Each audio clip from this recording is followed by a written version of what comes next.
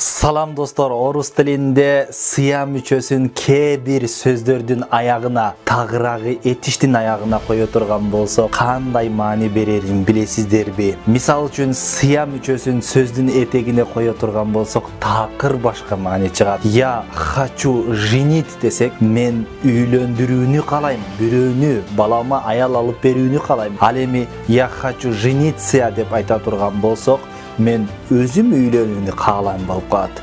Я хочу женить, мен үйлөндүрүүнү каалайм.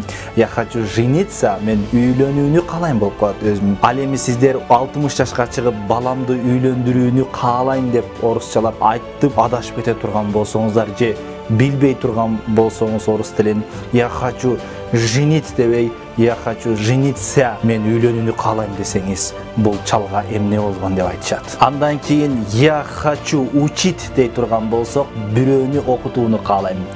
А я хочу учиться дей турган болсок, сыя кошо турган болсок этегине, мен окууну каалайм болот. Достор, эми сиздер бул сүйлөмдөрдүн маанисин комментарийге калтыра кетиңиздер. Я хочу тренировать десе кандай мааниге ээ болот? Ал эми я хочу тренироваться десе кандай мааниге ээ болот? Комментарийге сөзсүз калтыра кетиңиз.